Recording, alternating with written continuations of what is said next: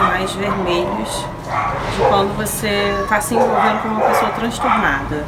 Esses sinais vermelhos, eu acho que eles são muito fáceis de identificar. Na maioria das vezes a gente não sabe que existem pessoas assim, gente. A gente precisa passar para aprender ou então difundir essa informação para que cada vez mais pessoas conheçam esses tipos de transtorno, né, de personalidade, o famoso cluster B maldito. Quanto mais a gente alertar as pessoas quanto a isso, menos vítimas terão, né? Mais as pessoas elas vão poder entrar no relacionamento sabendo onde elas estão pisando, né? A intenção de vídeos como esse é sempre alertar as pessoas, porque não raro, além de causar grandes transtornos na vida da coitada da pessoa que se envolve com uma pessoa dessas, pode deixar sequelas, né? Não é todo mundo que consegue se recuperar rápido, ou até mesmo se restabelecer sem um prejuízo grave, não só material, mas psicológico mesmo, emocional. Eu vou falar, assim, com propriedade a respeito mais do relacionamento com o border, porque foi o que eu passei, certo? E, infelizmente, o border é o tipo de transtorno com o qual eu tenho mais contato. Mas, pelo que eu andei estudando, pelo que eu andei conversando com outras vítimas, o narcisismo também vai por essa linha. Tem muita coisa que bate, né? O primeiro ponto é que essas pessoas são extremamente gentis. Elas têm uma sensibilidade muito forte. Elas conseguem meio que captar a pessoa, sabe? Meio que entrar na pessoa e saber quais são os pontos fracos da pessoa, do que a pessoa carece. No início, né? Elas são extremamente envolventes, são super doces, educadas, gentis, assim, são príncipes e princesas, sabe? Assim, é fora de qualquer suspeita. No início acontece o que a gente chama de love bomb, né? Você é literalmente bombardeado com amor, carinho, atenção, assim, mas é demais, é uma coisa que você se sente a pessoa mais foda do universo. Eles conseguem, assim, se encaixar nas pessoas, é muito estranho. E no início isso é muito forte, isso acontece por um período até... Bom, no meu caso foi relativamente longo, durou uns meses. E você fica como se fosse a pessoa que você sempre imaginou, sempre quis ter, sabe como é? Eles conseguem te botar lá no alto e te fazer a pessoa mais feliz do mundo naquele momento, de tanto carinho, amor, atenção. São maravilhosos nisso. Agora, um ponto que é chave nisso, o grande problema, que eu acho que é o ponto fraco que mais ferra a gente, principalmente quem é muito chegado nisso, é que são sexualmente extremamente ativas, bem como muito boas. São literalmente pessoas boas de cama, sabe? Foi nessa aí que eu me fudi. Então, se você é muito ligado em sexo, abre seu olho, porque a gente fica anestesiado. Você não consegue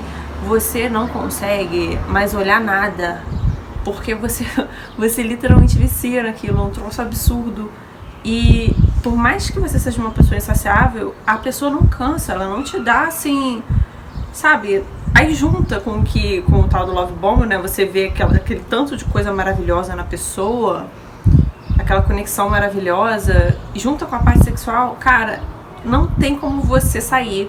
É tipo um buraco, você cai ali e acabou. Então, se você é desse tipo, toma cuidado, porque quanto mais sexualmente ativo você for, mais risco você corre de cair numa dessas, né? Isso aí é uma coisa que eu mesma me policio muito, porque infelizmente é uma coisa por onde eu caio muito. É fácil me prender nisso. E eu tô de olho aberto sempre, cara. Nunca mais eu olho um homem, assim, muito bom de cama com os mesmos olhos, porque vale lembrar também que isso não é só pra homem, tá, gente? Homens e mulheres que tem qualquer um desses transtornos do cluster B, eles costumam ser sexualmente muito bons, mas eu acho que o enfoque para o borderline, ele deve ser muito bem frisado quanto a isso, porque pelo que eu já conversei com pessoas que lidaram com border, todas elas falam que o parceiro era excepcional no sentido de sexo. Agora vamos aos sinais mais sutis, né?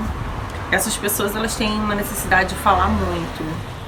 Não são caladas, assim. Elas têm assunto para todo momento o tempo todo elas estão falando sobre qualquer coisa.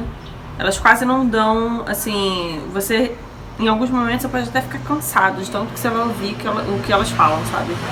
É uma metralhadora de conversa. Quando você já tiver intimidade, que a bomba explodir, você vai ver que nas brigas, essa pessoa vai falar por um dia inteirinho, sem parar. Não estou exagerando, é real. Então, são pessoas que gostam de mandar mensagem o tempo todo, telefonar muito, comentam, falam muito nas redes sociais também. As redes sociais, elas costumam ter muitas fotos sozinha, assim, mesmo que a pessoa não trabalhe com rede social. Quando a gente trabalha, é uma coisa. Agora, a pessoa tem uma vida normal, uma pessoa normal, e quase todos os dias você vai ver que essa pessoa atualiza o feed dela. Se ela não bota foto no feed de fato, né, no Instagram, no Facebook, ela atualiza o status com uma ou várias fotos por dia. Isso é uma coisa pra você ficar com a orelha em pé, porque eu acho que eu nem conheço uma pessoa que seja o Cluster B que não faça isso, gente, sem brincadeira. É muito comum que essas pessoas quase não tenham fotos com amigos e familiares. Muitas das vezes as fotos delas costumam ser apelativas, não só apelativa no sentido sensual, sexual, não, mas assim, apelativa tipo, tô deprimida, bota a foto chorando, ou então bota a foto se drogando, sabe como é? Essas pessoas que não tem esse filtro pra foto e que tem uma necessidade diária de aparecer ali, é um sinal grande de alerta para você tomar cuidado. Agora, falando sobre não ter foto com amigos e com família, já é um gancho para o próximo tópico. Quando você começar com uma pessoa que tenha esses sinais, ou que você desconfie que seja border, ou que seja narcisista mesmo, observa as relações dessa pessoa com a família e com os amigos. Geralmente, não tem uma boa relação familiar, não tem muitos amigos, e não tem, assim, amizades de longa data. São pessoas que elas não conseguem manter relações interpessoais de forma saudável. Então, a família tem problema, os pais têm problema, amigos até são pessoas que às vezes são queridas, elas dão sorte de ter pessoas que gostam delas, até porque esse início, né, quando você conhece, é sempre uma maravilha, mas elas realmente não conseguem manter as relações. E se você vasculhar um pouco, você vai achar muita coisa, assim, absurda, no sentido de briga, de discussão. Enquanto que a gente que é normal, assim, a gente tem amizade que a gente cria ao longo da nossa vida inteira, né? A gente tem amigo de infância que estudou com a gente no colégio, tem amigo de adolescência, tem amigo de trabalho. Ao longo da vida a gente sai dos trabalhos e continua as amizades, né? Tem ex que se tornam nossos amigos. Essas pessoas não conseguem agir assim. Não raro você vai ver que quem terminou já o relacionamento com essas pessoas não quer ver a criatura nem pintada de ouro. E até mesmo amigos, pessoas que foram amigas dessa pessoa, quando a relação termina é sempre uma briga muito grande. Então, não raro essas pessoas transtornadas, elas vão sempre contar, principalmente se for border, viu? Sempre contar a história onde ela foi injustiçada. Ela é sempre a vítima da situação, entendeu? Ela nunca vai contar um fato de, nossa, eu fui filha da puta com fulano, mas depois eu fui lá, consertei a história, aí depois fulano me perdoou, então foi o contrário. Não, ela é sempre a coitada da história, a vítima do universo. Ainda falando sobre as relações dessas pessoas, as mulheres que são border ou que têm um outro problema do cluster B, elas costumam falar muito sobre violência sexual. Só que aí tem um problema, gente. Essa é uma situação muito delicada pelo seguinte: realmente tem muita pessoa que é border que passou por isso na infância ou até mesmo na vida adulta. Mas nesse meio tem muita gente mentirosa. Muitas das vezes você vai ver que se você confrontar a família dessa pessoa, se você conversar com familiares, com amigos, pessoas que conhecem essa pessoa há mais tempo, você vai ver que a história que ela contou não tem nada a ver, não faz o menor sentido. Não se assuste também se em um momento ela falar que ela passou uma situação de agressão ou de abuso aqui e sei lá, um mês depois ela já conta uma história totalmente diferente, porque elas costumam inventar esse tipo de coisa mesmo, sem a menor responsabilidade.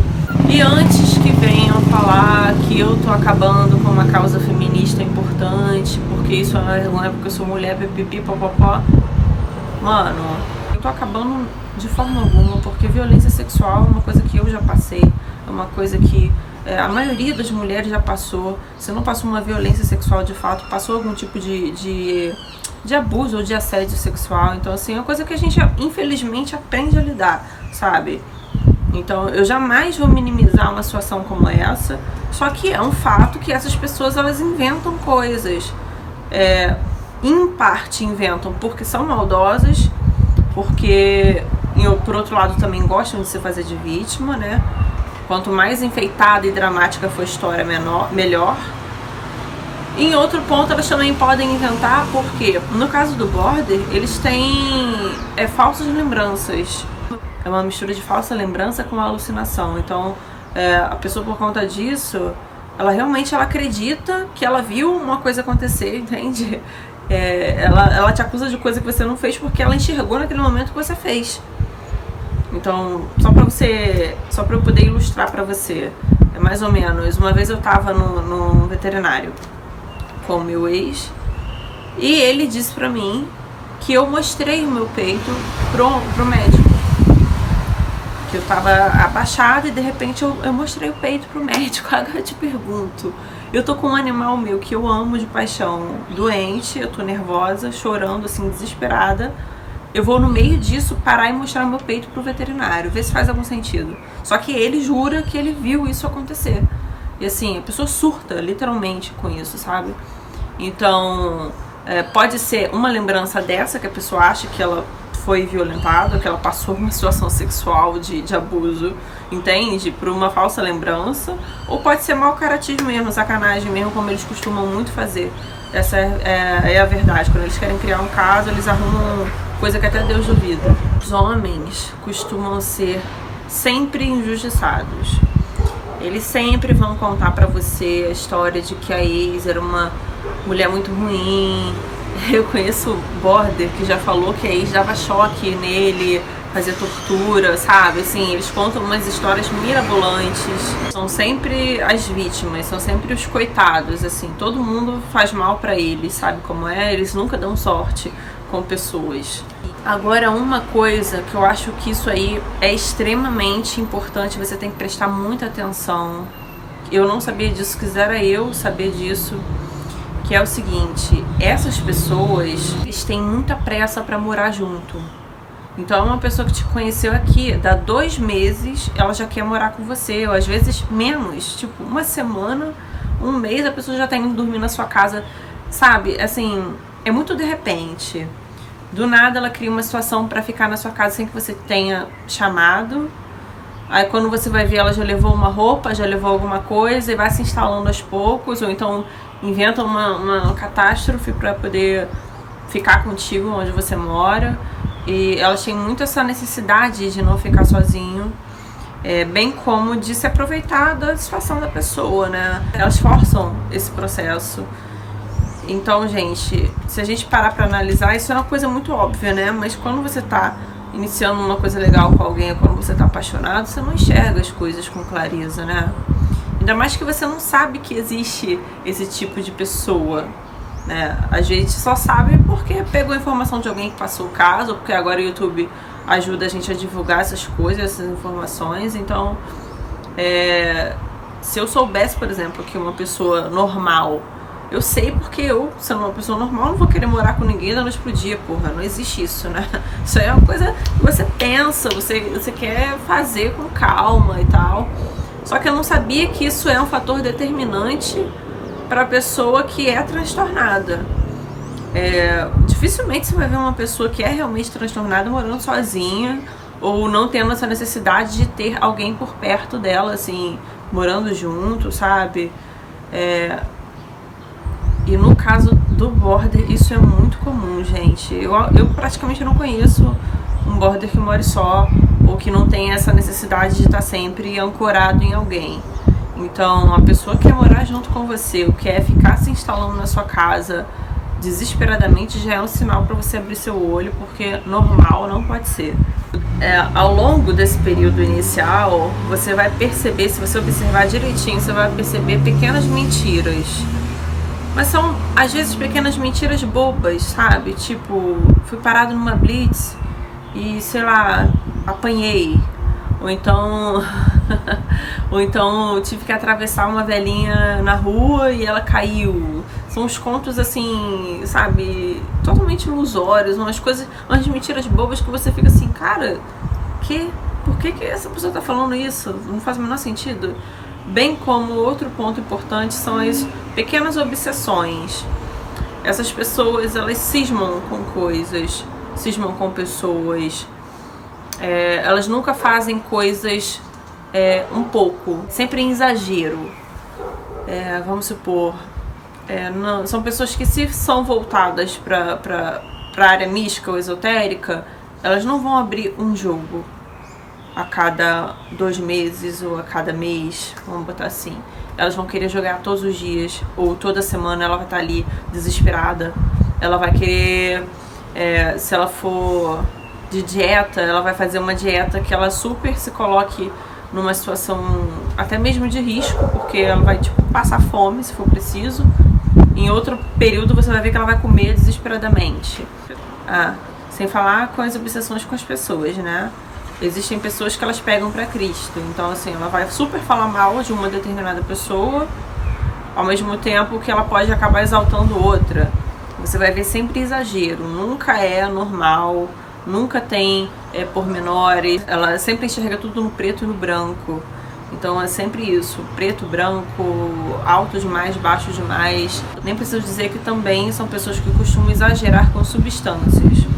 Bebem demais, fumam demais, se drogam demais, usam remédios demais. Não tô falando de uma pessoa, gente, que precisa se tratar com remédio psiquiátrico e que siga aquilo à risca, não.